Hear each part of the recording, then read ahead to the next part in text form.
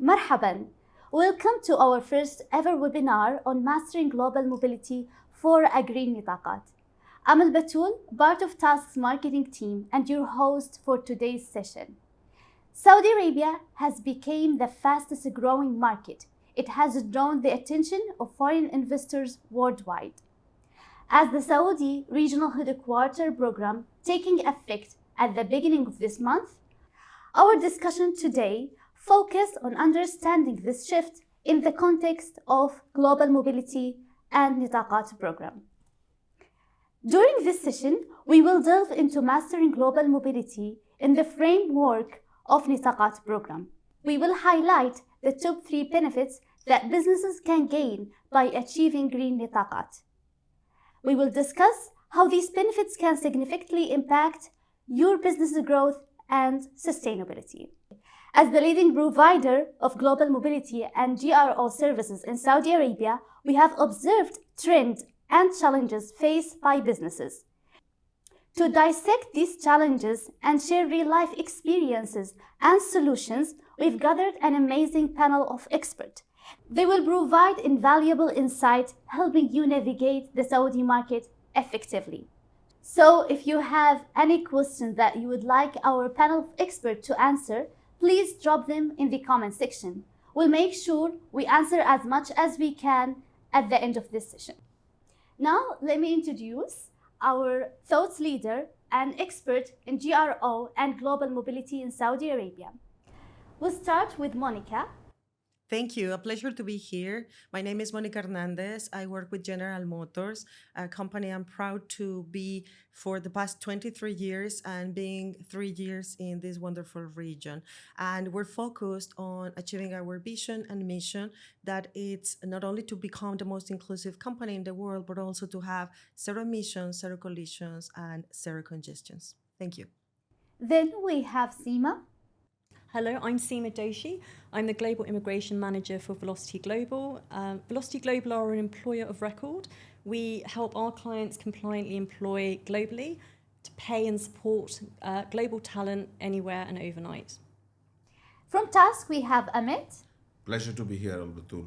Hi, everyone. My name is Amit Anand.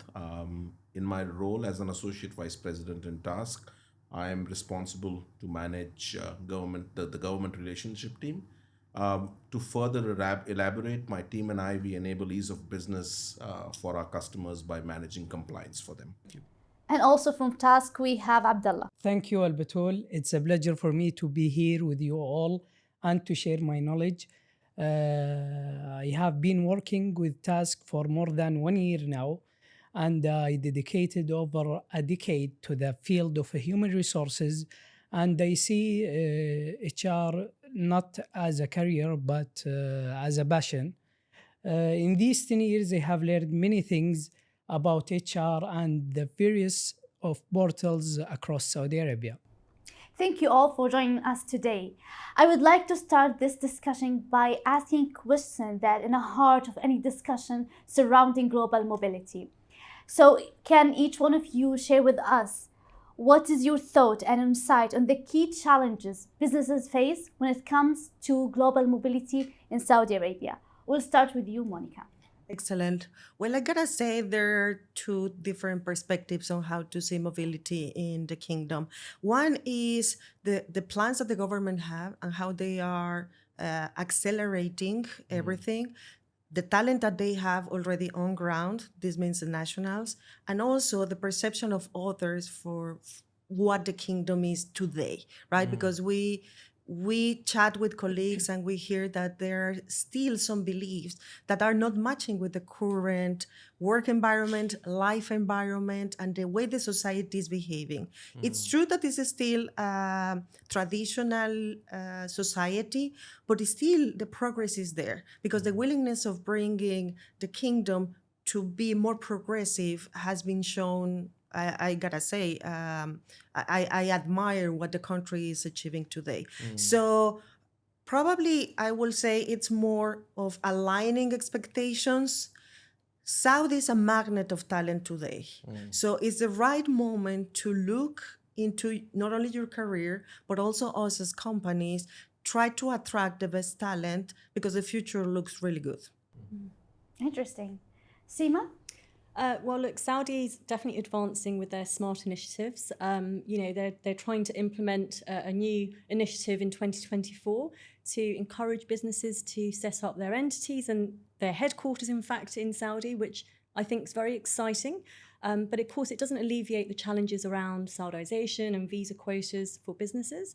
But the government are trying to sort of encourage them by offering incentives such as long-term corporate tax breaks. Encouraging them to be able to win local government contracts, which I think is essential for many businesses to be able to actually to work out there in Saudi. Look, we are seeing the majority of hires still as foreign expats in Saudi, but I think businesses are now exploring the opportunities to hire local nationals and obviously looking at setting up themselves in Saudi. But of course, the nationalisation laws are perhaps restricting that a little bit, but they're advancing. They're moving a few steps forward by trying to encourage the representation of Saudi nationals, more females, more individuals with special needs, which I think is amazing, which is wonderful. But of course, that does then impact businesses that are setting up there on their costs for offering more competitive salaries to their talent. To then obviously, the Saudization costs, everything obviously increases in that way. And it just changes the entire landscape, I think, for the local competition. Yeah. Emma? No, I really like the way you both have articulated this. And a lot of our customers, they echo the same sentiments, right? So today, there are two aspects to mobility, just like you said, Monica. One is the, expectation and the perception building. Second is this entire way to navigate and get the global talent over to Saudi Arabia, which you pressed on. So today, if you look at Saudi as a landscape for caliber management, first, what you have to really do is set an expectation with the caliber about the kingdom. What should they expect when they come over to Saudi? So that's the number one aspect. Second is navigating your way through the Nitaqat system to get the caliber onboarded. Now, how can you navigate it? Knowledge in the kingdom is essential. An interesting example that I would like to share with all of you of a recent onboarding. I mean, it's an ongoing onboarding. The person has still not been onboarded. Now, this caliber is a Mexican national. He has done his graduation from Scandinavia, Denmark, I believe, and he lives in Thailand. Now, what we have to ensure is we go to Mexico and see whether we can onboard him, whether we need to apostille his document or attest his document. Do we really have to go to Denmark and approach his college, because education credentials have to be attested before you come over to Saudi Arabia? How do we onboard him from his country of residence, which is Thailand? Now, Southeast Asia has got its own complexities when you have to onboard calibers from there, right?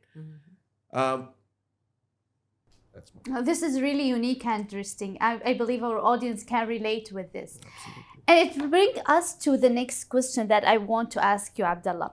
If you can help our audience understand what is Nitaqat program and how it does it impact businesses in Saudi. Thanks, Albatul. Nitaqat is a Saudi program established in 2011 and passed in 3 phases, which designed by the Ministry of Human Resources and aimed in increasing the employment of Saudi nationals in the private sectors. Nitaqat classifies companies into 3 categories, platinum, green, and red. To answer your question, what's the impact? The program greatly impacts businesses and encourages them to hire more Saudi nationals. While this supports national employment, it can also pose a challenge for businesses in terms of finding the right skills among local workers and maintaining between talent acquisition and compliance. Thanks, Abdullah. That was insightful. A significant aspect of our discussion today is about the impact of achieving green nitaqat on businesses' operations. I am particularly interested in how this influenced your respective approaches meeting the Saudization targets. So my question to you, Seema and Monica, is about how this achievement shaped your strategies in meeting talent, in talent acquisition, retention, and global mobility. And if you can add or share any success stories or strategies that have been effective. So we'll start with you, Monica. Sure. Well, having local talent has always been a focus also of General Motors. Why? Because you know the market, you have also a network, but we are believers that we are going to have the best talent. Doesn't matter where it comes from. Now, when specifically talking about the kingdom, we have, and I will share two experiences. One experience was a couple of years ago when I arrived to the region, and we were just trying to have someone physically there, being hired there, versus as we typically manage the business, you know, just with business trips. We were probably not ready, both parties, right? Us, in order to shape expectations, the management style, the way the talent responded was different. And not having someone there made it challenging. So we had many learnings from that experience, and even sharing with other HR colleagues. We talk about how even the talent, the local talent in Saudi, is also moving forward to understand better how a global private company manages people in a remote way. So it's not only a matter of setting objectives and that's it. It's a matter of being close to this talent. So we also learned that in our recruiting processes, the cultural fit is super important. And probably you might agree with me, right? So it's not only someone that has the technical capabilities and fits just or checks the box on the job description. It's someone that needs to have this global mindset, this feeling of I belong to something global in this case, and I'm going to be having meetings around the globe, right? So time zones, languages, backgrounds, etc. So we're really careful on also being mindful when we post a position on the soft side that we're looking into candidates. Luckily, the same as first time, we were able to find the talent, right? But now we started to do things differently. So for us, to comply with the percentage of Saudization is not only because we want our file to be green, right? Because of course we all want, and there is where also TASC has been helping us a lot.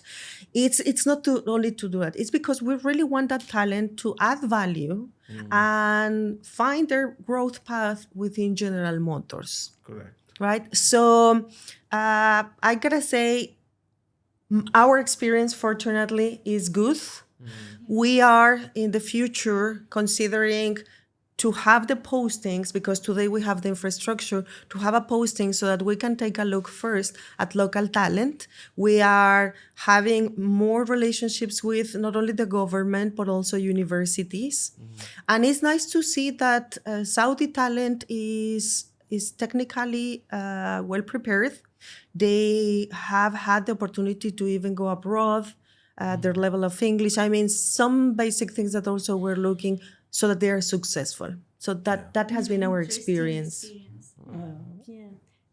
Just to add some facts about Nitaqat and the program, is Totin have found 700,000 job opportunities for the Saudi. Also, the percentage of Saudi employees have jumped up from 13 to 17% in the private sectors. Also, one more fact that because of this program, the female employees have doubled up in the private sectors in the past years. That's great. You know, I think an overall perspective, and this is from so I live there, I work there in Saudi Arabia, right? So today what I see in Saudi is this sea of change of a change in perception for the local population. Wherever I go, whomsoever I meet, one of my ask or my request to potential or existing customers is give chance to Saudis, right? You will be surprised.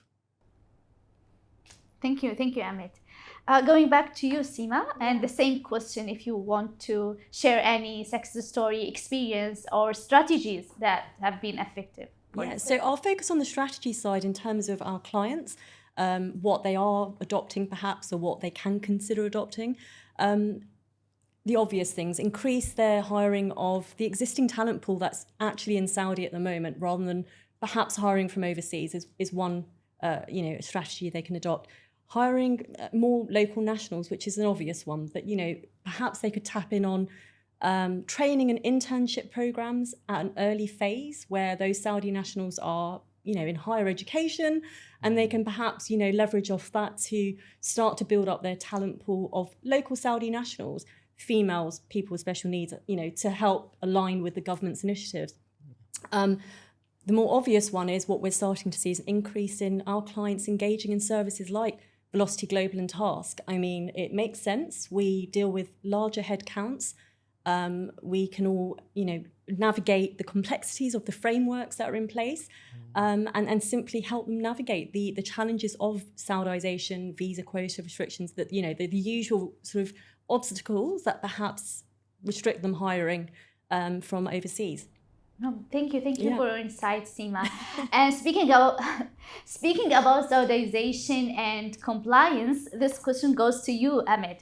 So, how can companies navigate the recent changes in Saudi labor law to streamline their global mobility while ensuring expatriate employees' compliance? Also, if you can speak about the risk associated with falling short meeting these requirements. Okay, I'll start off with the bad news first, the risk, right? Now, look, you have to understand Saudi, right from the time when you do company incorporation, right? You follow a sequence of events. And in that sequence of event, you open up the 5 or 6 mandatory portals which are required for you to be operating in Saudi Arabia. And it's an ecosystem, right? Any disruption to that ecosystem would mean the continuity of your business can get hampered. It's binary. Compliance in Saudi is binary. It's 1 or 0. It's day or night, right? Now, coming back to your first question of how do we navigate these complexities? Again, I don't feel things are complex. It's just that people don't understand Saudi as a market, right? All your 5 portals, which are your master portals, they are interlinked with each other, right? First, you need to understand how to manage those portals. Then at a macro level, you need to understand what is your Nitaqat, right? Only then you'll be able to better navigate the complexities. No, thank you. Thank you, Amit. Thank you, everyone. It was a great discussion. Now we'll move to the audience questions. And I can see the first question, Monica, you may want to answer. How can organizations support their expatriate employees in adjusting to the cultural and regulation landscape in Saudi Arabia? I think that dividing it from non-nationals, let's say talent that already is maybe in the organization or in different industries that we want to attract, it's educating our people, starting with our leaders. And the way to educate, maybe it sounds a little basic, but for example, now having our office in Saudi, we integrated that to our internal SharePoint. And that is being reflected in our LinkedIn or social media postings. And whenever, right, so we're trying to showcase not that Saudi was not part of our pipeline, because it has always been, right? It's a big market for us. But that there's more information available to understand. On the other side is us as HR educate ourselves again, and you will hear me probably in my answer saying education a lot, because for me it's going back to the principle of being vulnerable and saying it's not what necessarily I can imagine it is, right? Because typically, me being from being Mexican, when you hear Middle East, you put everything in the same category, right? And I'm pretty sure that it happens not only in America, right? Maybe some other countries. So we need to showcase which are these differences, the challenges, and I think all of you just mentioned it, right? And highlight the positives. When you move from a country, it can be from your country of origin to another one, or from that other one like Thailand or like UAE to the kingdom, it's a life changing experience, right? So first you need to address that emotionality and make sure that you provide the means so that them, their families, and everybody is landed in the right way. Plus, of course, complying with whatever the local legislation has. But I mean, for that, we have a great team that help us. And, right, and making sure that it's a meaningful decision. This means that they, instead of going there and saying, it's not really what you told me, it's fully transparent, because that will inspire others. And the way to inspire others will be by taking these employees to universities, to different forums, posting their success stories, starting also with interns in something that we love to do in all of our countries, because that's a way to be top of mind employer. So it's something that we're already, looking at on how we start, because we have it in place in some other countries. So I gotta say, it's taking the time, demystifying, learning, and involving your key stakeholders. There's no like peanut butter approach or one solution will fit everything, right? I think it's a matter of trying, getting feedback, correcting, being fast, and moving to some other strategies. This question for you, Abdullah. Are there any sectors or industries that particularly impact by Green Nitaqat initiative? What is the percentage of Saudi employees is needed to achieve Green Nitaqat? Nitaqat is primarily impacts the job market across various sectors. Some of the sectors are under 100% Saudization, and some of them are not, like security is 100%, and the human resources, translation, retail, hospitality. And some of them are like 40%, like consultant, and like for the legal sector is 70%. Yes. I mean, something to also note is, so can you really predefine the Nitaqat percentage? You can, if you look at the CR copy of an organization, right? Now, on a CR copy of an organization, you may have multiple activities. However, the activity which has the highest Saudization will be picked up and will be monitored. Like, for instance, if I have security as an activity, that is at a higher Saudized role. So it will be picked up as my master activity, and then I would have to follow my macro level Saudization, beg your pardon, based on security service. Last question to you, Amit. How does the Nitaqat program differ from other localization programs in other countries? See, look, nationalization is not unique to Saudi Arabia. In Saudi, it is famously called Saudization, right? It is also called your Nitaqat, right? Now, if I have to give you a regional example specifically, I'll try to compare UAE versus Saudi, because these are the larger markets, right? Now, in UAE, you have Emiratization, which is based on company size. It is based on designation, which is skilled versus unskilled. When you compare Saudi, in Saudi, like we discussed on our earlier points, right? Number one is macro level, is at the activity level of an organization. And then you have designation, or famously known as Tawteen-based Saudiization. This to give you an example of Tawteen-based Saudiization, which is profession-based Saudiization. A profession like engineering, it's at 35%, which means if you hire 10 engineers, 3.5 or four of them have to be Saudis for you to meet your engineering Saudization target. That is why it is extremely critical for any government relations team in Saudi Arabia to be proactive. And I think that as companies, we need to understand that there is no really equivalent on programs. It's each country, even the restrictions in Egypt, for example, to have foreigners. And I mean, if we go to every country, so I think it's just a matter of understanding, Correct.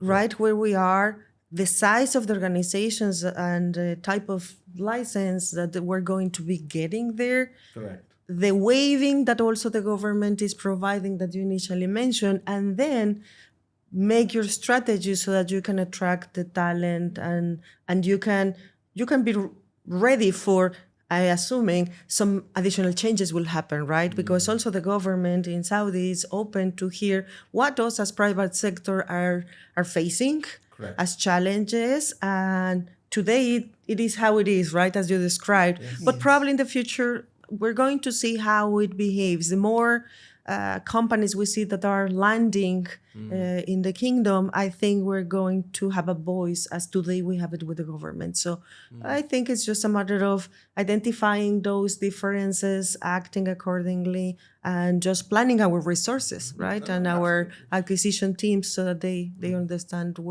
how the game all will these be. bottlenecks can be identified, and we can ensure that in any organization, if they have a proactive GR relations team, they can identify these bottlenecks from the day of incorporation, because that's when it all starts, right? You choose your activity based on which there would be a Saudization, which would be, right. Yes, and nationalization programs are convenient for us also as companies, right? Because they bring with a perspective, especially in the countries that you mentioned, right?